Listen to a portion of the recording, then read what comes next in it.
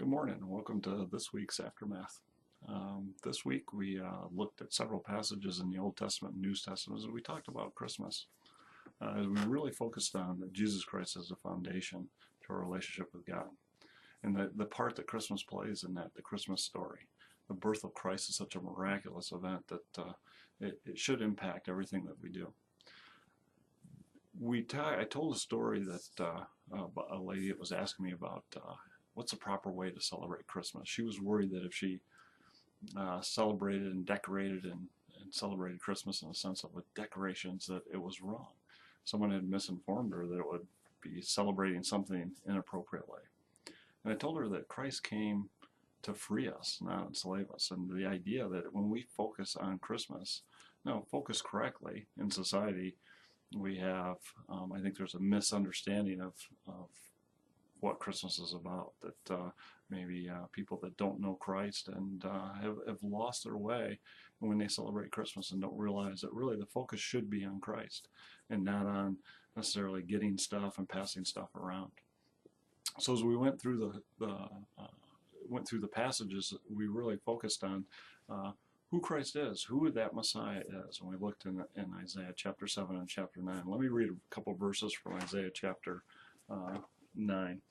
It says this, for to us a child is born, to us a son is given, and the government will be on his shoulders, and he will be called Wonderful Counselor, Mighty God, Everlasting Father, Prince of Peace.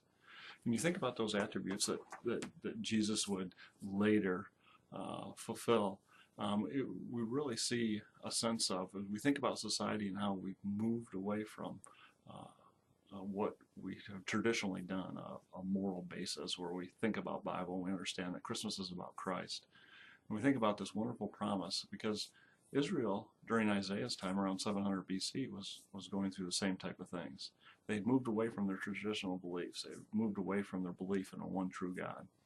And they started following idols. And their society was, in a sense, amoral. They just had lost the morality of following God. And we see that God gives the Israelites through Isaiah this glimmer of hope that this child would come, this child born of a virgin without man's sin nature would come and would be the Prince of Peace, would be the Everlasting Father, and all these divinity. We see Christ's divinity in these traits, that the Messiah would be 100% God, but yet 100% man. We see that in these traits, and they're very encouraging. And then we looked and we think about that impact of the Messiah.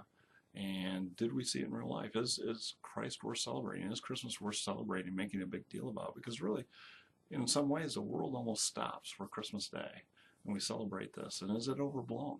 Well, you look at the prophecies and the promises of who Christ is going to be, and we see them fulfilled in Luke chapter 1 and chapter 2. Gabriel comes to Mary and says, hey, you're highly favored. And I like that terminology, highly favored, because it's something that Mary was highly favored as she was chosen to carry the Christ child. But we're highly favored because God chose to send the most precious thing he had, Jesus. Jesus chose to come, humble himself for us. And when we start thinking about a gift of that magnitude, we were in a state of not being able to fix our sin problem. We couldn't cure it on our own. God had to intervene divinely to fix that problem. And so it's the magnitude of what Christ did by coming, and the angels telling Mary that he's going to be great and he's going to be a king, and we see those traits. And we look and we think of the story of the shepherds, and I think that's really our motivator as we think. The shepherds were given a grand announcement by the angels. And notice the response. The response was immediate. They went to see the Christ child. They went to see this thing that they've been told, this grand announcement. And then as they left, they worshiped and celebrated who Christ was. And that's really a challenge for us.